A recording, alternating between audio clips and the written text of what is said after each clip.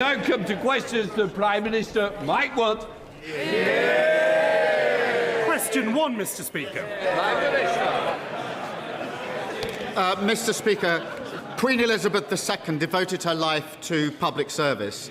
As we mark the 100th anniversary of her birth, I'm delighted her extraordinary reign will be marked by a permanent memorial. Mr. Speaker, in recent days, we've seen a series of despicable anti-Semitic arson attacks. With additional funding to deploy specialist officers, a fundamental reset of how we counter extremism, an action to tackle the poison of anti-Semitism in our schools, our colleges and the NHS, we will do everything in our power to keep British Jews safe. And I'm sure the whole House will join me in standing with our Jewish community. There is no place in British life for anti-Semitism. Mr. Speaker, today my thoughts are also with the family of Stephen Lawrence, murdered in a racist attack 33 years ago today. We honour his legacy in the fight against racism and providing opportunity for every young person. Mr. Speaker, this morning I had meetings with Minister Keir and others. In addition to my duties in this House, I shall have further such meetings later today. Can the Prime Minister deny that Downing Street considered appointing Matthew Doyle to a diplomatic position? Prime Minister. Mr. Speaker, Matthew Doyle worked for many years in public service, for me as Prime Minister and other ministers. When people leave roles in any organisation, there are often conversations about other roles they want to apply for, but nothing came of this. Today marks the murder, the racist murder of my friend's brother, Stephen Lawrence. Tomorrow is St George's Day. Does my right honourable friend agree with me that now, more than ever, we need to tell the story, the positive story of Englishness, founded in who we are and not of who the far right would like us to be? Can I thank him for raising this? Of course, it was 33 years ago today that awful murder took place. Mr. Speaker, I'm proud to have worked alongside Baroness Lawrence for many years now. She is an incredibly courageous and inspiring campaigner, notwithstanding all of the injustices that have been thrown to her in the last 33 years. We do celebrate St George's Day, we fly our flag, we celebrate this country's values of service, generosity and respect. They, Mr. Speaker, are English values, which is why I love this country so much. There are those that seek to divide us, who tell us people are not welcome and try to rip our communities apart. We will never let them, Mr. Speaker. We stand together, united, and against any challenges that we may face. Timmy Bearnott, the Leader of the Opposition. Thank you, Mr. Speaker. Does the Prime Minister stand by his statement at the dispatch box on the 10th of September last year that full due process was followed in the appointment of Peter Mandelson as our ambassador to Washington? Yes, I do. Mr. Speaker, let me make clear at the outset that the appointment itself was a mistake. It was my mistake. I've apologised to the victims for it, and I do so again. What I set out to the House on Monday is that Foreign Office officials granted security clearance to Mandelson against the recommendation of UK security vetting. Yesterday, Sir Olly Robbins was asked if he shared that decision with me, Number 10, or any other ministers. He gave a clear answer, no. Mr. Speaker, that puts to bed all the allegations levelled at me by those opposite in relation to dishonesty. Last week they were all saying that it must have been shared with me. Sir Olly was very clear yesterday it was not. I believe not sharing it was a serious error of judgment. That information should have been shared with me and other ministers, and if it had have been, Mandelson would not have been committed to post. Mr. Speaker, it does not put to bed anything. On the 11th of November 2024, long before any vetting had happened, the Prime Minister received advice from Simon Case, the then Cabinet Secretary.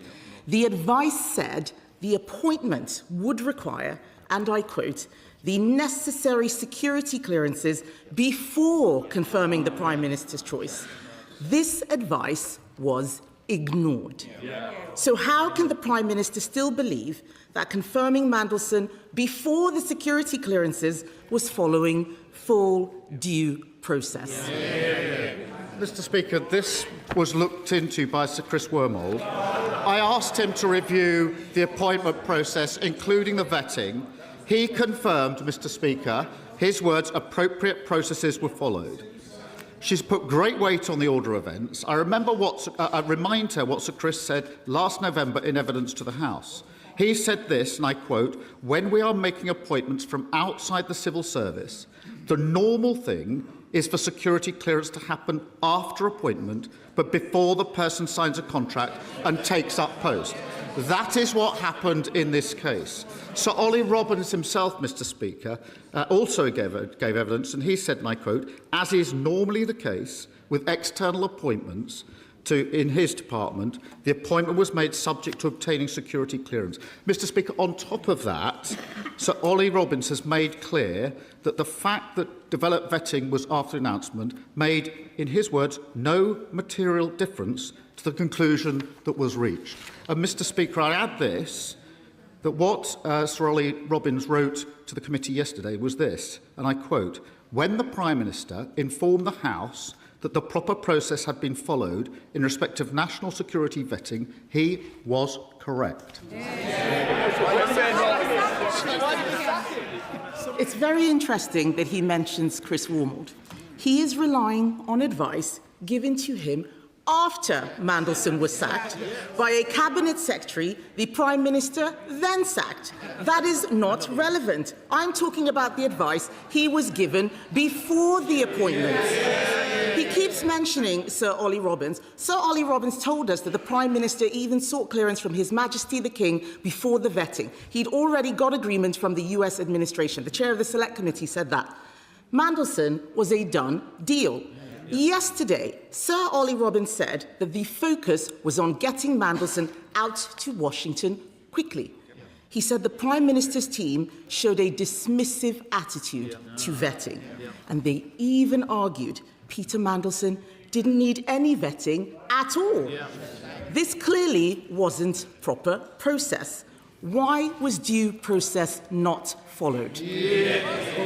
Mr. Speaker, let me deal with this directly, particularly this question of pressure in relation to the decision to appoint and to put into post Peter Mandelson. So Olly Robbins could not have been clearer in his evidence yesterday. He said this, I didn't feel under pressure personally in terms of my judgment. His words. Mr. Speaker, he went on to say,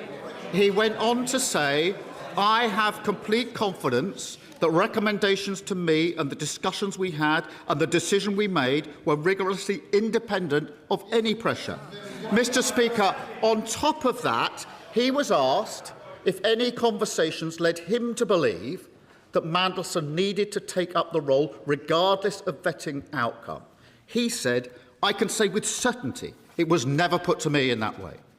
No pressure existed whatsoever in relation to this case. What is unacceptable is that the recommendation of UK SV was not given to me before Mandelson took up his post. Mr. Speaker, we all heard what Sir Olly Robbins said yesterday. The fact of the matter is that the Prime Minister spent a lot of time telling us just how furious he was to learn that Mandelson failed the vetting, the same Prime Minister who was trying to get into Washington without any vetting at all. It's just unbelievable. The reason the Cabinet Secretary advised the Prime Minister to carry out full vetting before the appointment, this is common sense, Mr. Speaker, carry out full vetting before the appointment, was to protect our national security. The due diligence document said Mandelson remained on the board of the Kremlin-linked defence company Sistema long after Putin's first invasion of Ukraine in 2014. The Prime Minister told us on Monday that he'd read that due diligence report. Why did the Prime Minister want to make a man with links to the Kremlin our ambassador in Washington? Well, Mr. Speaker, let me deal with the first allegation she put in that question. It was always the case that would be developed vetting in this case. That was the understood process. That was carried out. It was reviewed by Sir Chris Warmold, and he said it was the appropriate process. Sir Olly was absolutely clear that nobody put pressure on him to make this appointment, either, whatever the sequence, or developed a vetting. In relation to what was in the due process, any issues of national security are dealt with in the developed vetting process. I knew that. Peter Mandelson received clearance through that process. The problem was, as I said to the House, I was unaware that UKSV recommended against clearance. That is information that should have been brought to my attention.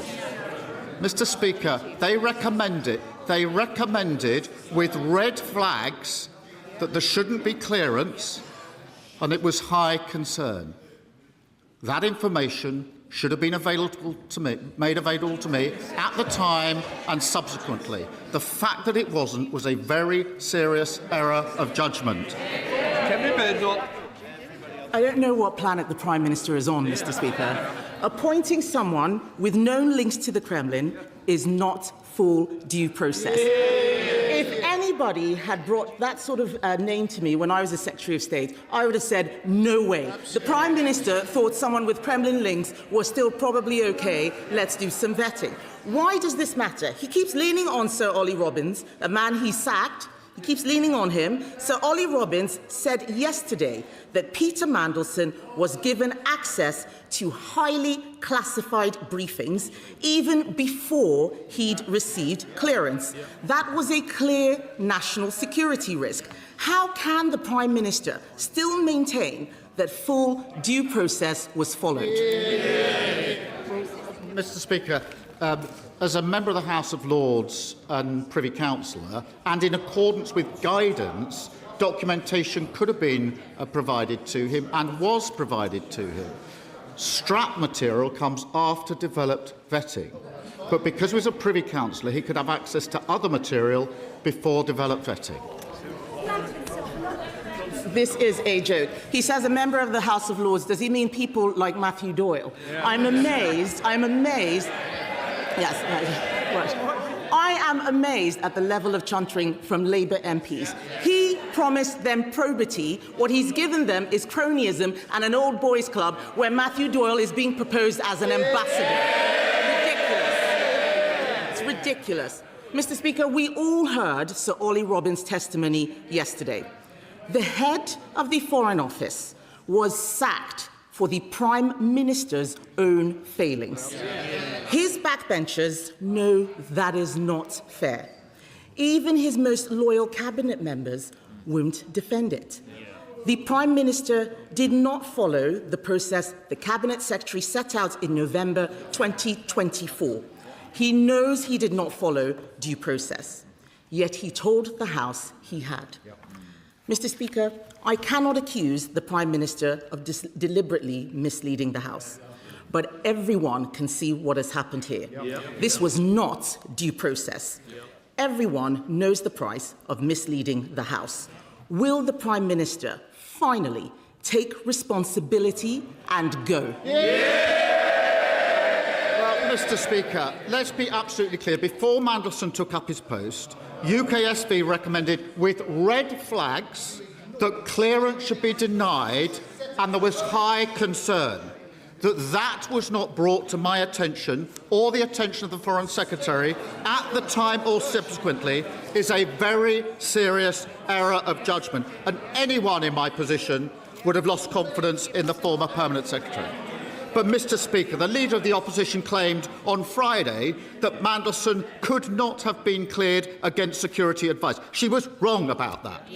She said that ministers must have been told. She was wrong about that. She claimed there was deliberate dishonesty. She was wrong about that.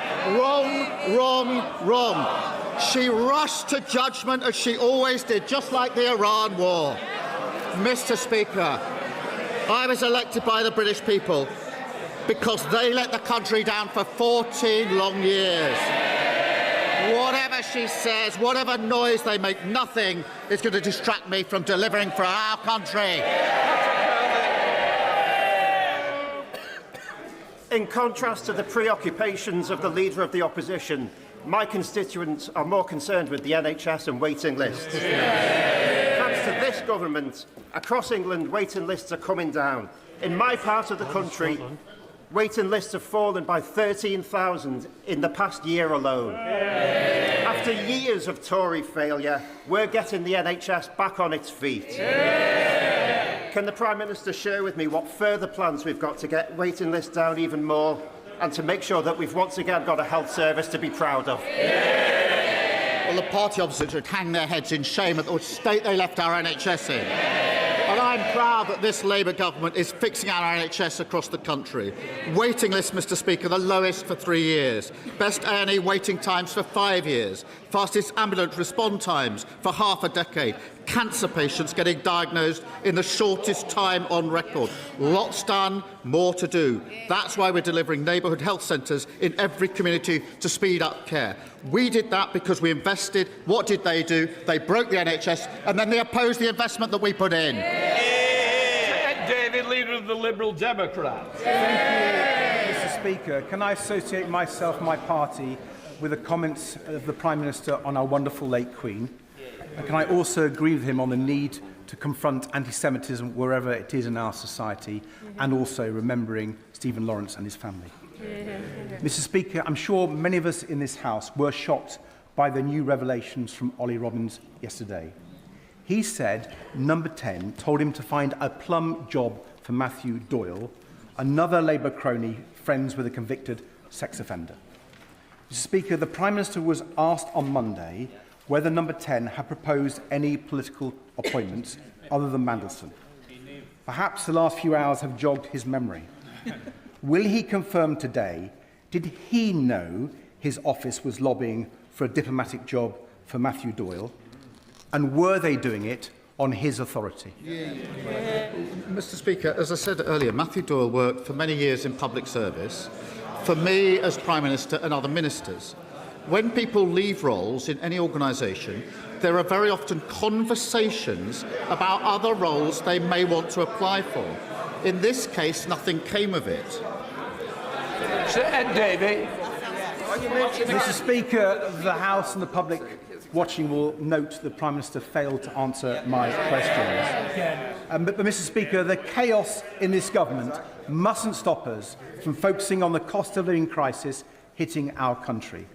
President Trump's idiotic war with Iran has already pushed up inflation in our country to 3.3%. And the Prime Minister knows there's far worse to come for the British people here on in. They need help now. So will the Prime Minister follow other countries and use the Treasury's extra revenues from higher fuel prices to cut rail and bus fares and slash prices at the pump by 12p a litre? Mr Speaker, everybody can see that the conflict is causing serious economic damage in this country and countries around the world. His claim of a windfall for the government are politically misleading and economically illiterate. Meg Hillier. Thank you, Mr Speaker. Mr Speaker, poor housing and temporary accommodation is having a devastating impact on families, their life chances, our schools and communities. Will he put the full weight of government behind ensuring that new developments in London are delivering for Londoners, not private investors and landlords, including on the Billingsgate Market site in my honourable friends Poplar and Limehouse constituencies? I thank her for a question. We inherited a housing crisis in London, including record numbers of children living in temporary accommodation, because the party opposite failed to build the homes that we need. Mr Speaker, we're building those homes, and I'm looking forward next week when Labour will deliver more security for tenants through our Renters' Rights Act. Can I commend Hackney Council, her council, on getting on with building affordable homes? What a stark contrast to the Green Party, who've proposed 42,000 new homes across the capital and counting.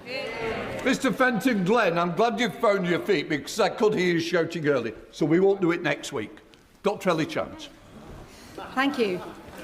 Mr. Speaker, the Prime Minister appointed Mandelson in a desperate and doomed attempt to pander to Donald Trump, despite knowing about his friendship with the paedophile Epstein and his links to foreign states. The Prime Minister resisted and then took a dismissive and extraordinarily incurious attitude to vetting, compromising national security. And now he's thrown a civil servant under the bus to save his own skin.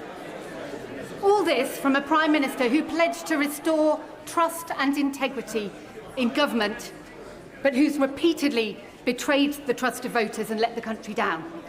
Does the Prime Minister not recognise that the best thing he can do to restore trust and integrity is to take true responsibility and resign? Mr. Speaker, let me just correct what she said. There was no dismissive attitude to develop vetting. I knew the post was subject to develop vetting. It was subject to develop vetting. What didn't happen was I was told of the UK SV recommendation. That was a serious error of judgment. Had I been told, the appointment wouldn't have gone ahead. Martin Rhodes. Thank you, Mr. Speaker. In my constituency of Glasgow North, local people in Somerston experiencing antisocial behaviour tell me that what makes the greatest difference is visible local police officers on the beat. However, since 2017, local police numbers in Glasgow have fallen by 9%, leaving 214 fewer local officers serving communities. Does the Prime Minister agree with me that visible local policing is essential to tackling antisocial behaviour and restoring confidence in our communities? My honourable friend, Scotland deserves safer streets and more visible policing. In England and Wales, Mr. Speaker, Labour has put 3,000 more neighbourhood police officers on our streets, delivering a named police officer for every neighbourhood. The SNP government has already had 2 decades and record funding to invest in public services. If they knew how to do it, they'd have done it by now, but they haven't. Mr. Speaker, we know that the Prime Minister has been playing fast and loose with the ministerial appointments in his chumocracy, so I want to ask him about the first one. Mr. Speaker, their boos mean nothing to me, Mr. Speaker. I've seen what makes them cheer. Yes. Jonathan Powell was appointed as the Prime Minister's Special Envoy to the British Indian Ocean Territories on the 6th of September, but throughout August, he held meetings with FCDO officials and was given access to classified information, including a meeting minute between the Prime Minister and the then Foreign Secretary sat next to him on the front bench today. So my question is very simple. When was Jonathan Powell appointed as the Prime Minister's Special Envoy to the British Indian Ocean Territory, and what security clearance did he have upon that appointment? Let me say that Jonathan Powell is doing an excellent job for this government. He is respected across the world and playing a significant part in dealing with the huge challenges that we face. Jenny Riddle-Carpenter. Thank you, Mr. Speaker. Fertiliser prices are spiralling, and it's not just down to the war in the Middle East. It's also because of the choices of the previous Conservative government who let the UK's last ammonia plant based in Billingham close in 2023. They failed to see it as a nationally critical site that was critical to the UK's food production. And instead that we are now more reliant on volatile imports. If we don't tackle this head on, higher fertiliser costs will mean higher food prices in the UK. Can I ask the Prime Minister what this government is doing to support British farmers, and does he agree with me that all options to bring down the cost of fertiliser should be on the table, including securing British homemade ammonia once again in the UK? Well, clearly the Middle East conflict is placing real pressure on farmers. That's why it's very important that we de-escalate. Today the UK is hosting military planners as work continues with France and other countries to help get the Strait of Hormuz open once the ceasefire holds. We've instructed the CMA to look more closely at fertiliser and red diesel to ensure farmers are getting a fair deal. We're overhauling regulations around fertiliser to diversify supply. On her particular case, we've also taken the decision to open the carbon dioxide plant in Teesside to protect supplies, because we will always act to secure our economy. Richard Ford. Thank you, Mr. Speaker. Leaders can delegate responsibility, but we cannot delegate accountability. Lord Carrington learned this in the army, and he lived it as Foreign Secretary when Argentina invaded the Falklands. In 1982, he held himself accountable for the failures of Foreign Office officials and resigned even though he was later cleared of responsibility. Does the Right Honourable Member not believe in ministerial accountability? Mr. Speaker, I've set out in terms what I wasn't told in relation to this process. It's clearly information that I should have been given. A UK SV recommendation with a double red flag should have been brought to my attention. It was a serious error of judgment that it wasn't. And anyone in my position would have taken exactly the decision that I took in relation to the Permanent Secretary. Foxcroft. Thank you, Mr. Speaker. Housing is one of the biggest issues in my constituency. Lewisham Council is working hard to improve this, bringing its housing stock back in-house. Non-decent homes have fallen from 1 in 4 to 1 in 10. The repairs backlog was reduced by almost 2/3 and call waiting times have fallen from 70 minutes to 4. However, leaseholders and those with cladding issues still need support. So can the Prime Minister update the House on what this government is doing in these two very vital areas? Mr. Speaker, we're tackling the injustice of leaseholds and fixing building safety, as she rightly highlights. And I can thank her for campaigning on this over many, many years. Mr. Speaker, we're capping ground rents at £250 to cut costs for almost 4 million leasehold properties. We're investing over £5 billion to remove dangerous cladding, including over £1 billion for social housing. In Lewisham and across the country, I'm determined that everyone should have a safe and secure home. Lincoln John. Thank you, Mr. Speaker. Last Thursday, a man was arrested in Laleham in my Spelthorne constituency. He'd been approaching children at the primary school, having been warned by the police not to do so. He was taken into police custody and after further examination, he was detained under the Mental Health Act. Unbelievably, he was living in an unlicensed HMO supported by the Home Office, a stone's throw from the primary school. What I would like to know, Prime Minister, is who was responsible for the risk assessment that put him there? Was it the Home Office? Was it Spelthorne Borough Council? Who screwed up and who can I hold accountable? Can I thank him for his question? Obviously, this is a live police investigation, as he will appreciate, and I know the Asylum Minister is looking very closely at this case, and obviously I can provide him with any further information as that emerges. Can I reassure him that all accommodation must meet contractual standards, and the Home Office works with the police to manage all sites safely? Local authorities are consulted prior to any accommodation being procured and can object to any proposal. And where there's strong evidence the site is not suitable, it will not proceed. Okay. Thank you, Mr. Speaker. One of the main concerns North Durham residents raise with me is the vitality of local high streets. So I'm delighted that in the last year, a series of new independent businesses has opened in Chesterley Street, Front Street. Willow's Bakehouse, Paper and Park Bookshop, Pretty Busy Blooms, Kira Sushi Restaurant, and just this weekend, the Black Rabbit Bar, which I'm looking forward to visiting.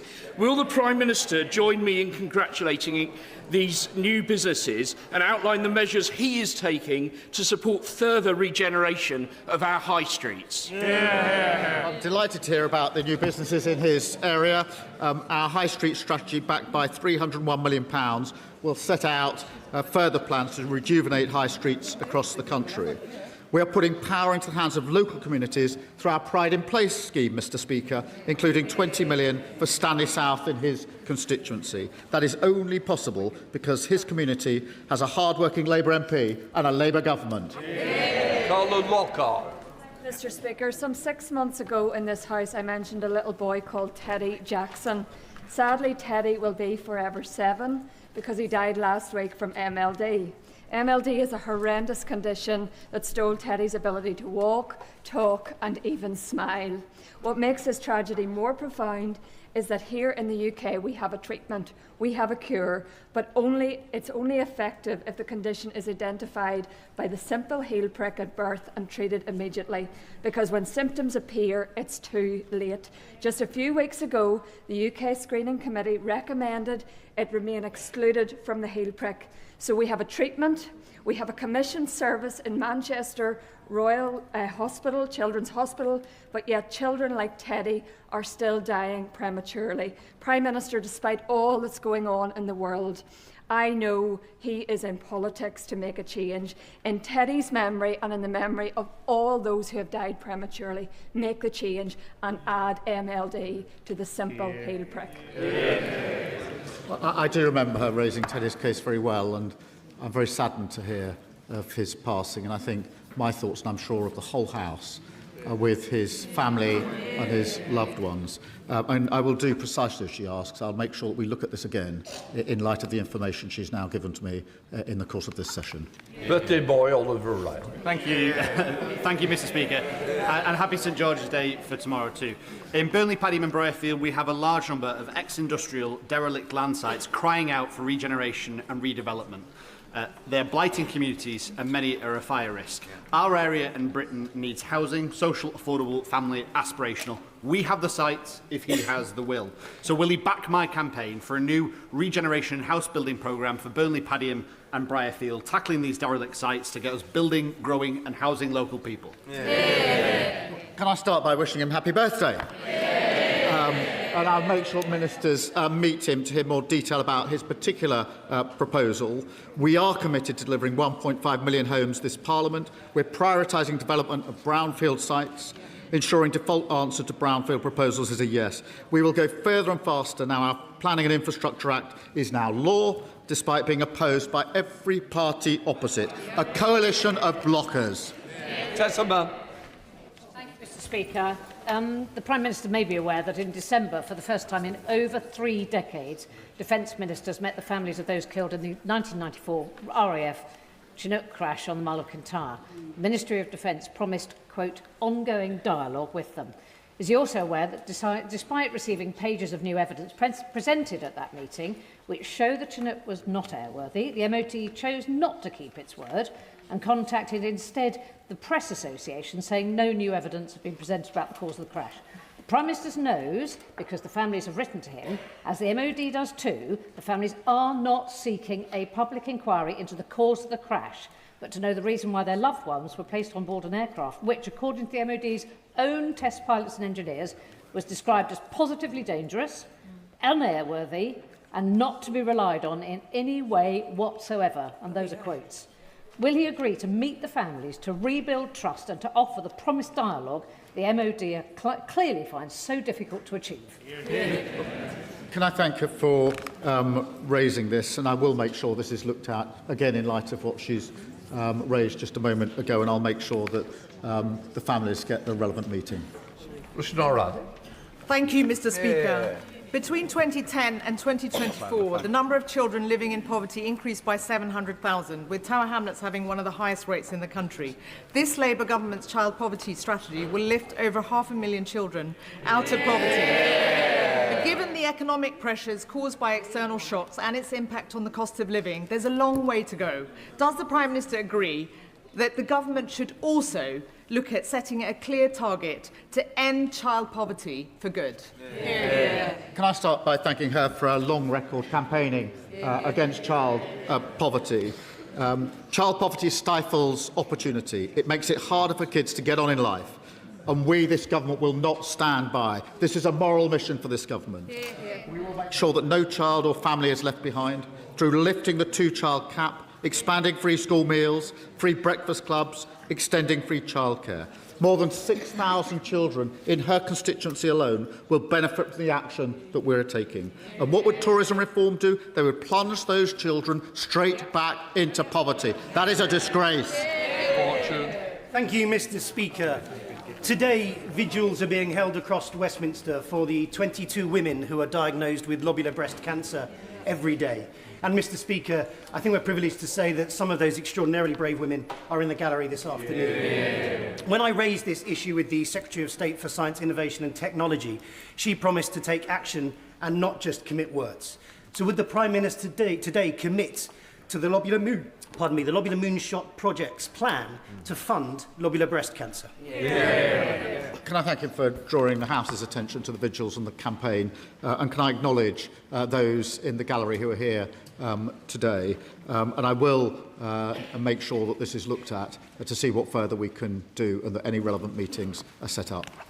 Rachel Baskell. Thank you, Mr. Speaker. In 1777, Bootham Park Hospital was given in trust to the people of York. Since it closed in 2015, NHS Property Services has squandered £5.5 million, almost its sale price, keeping the building empty and threatening to sell it for a luxury complex our city does not want. This much sought-after community space for charities and services would significantly benefit York residents. So will the Prime Minister now release this site so public land can be used for public good and we get Bootham back? Well, I know that this site is of huge significance to the people of York, and I understand the site is under offer.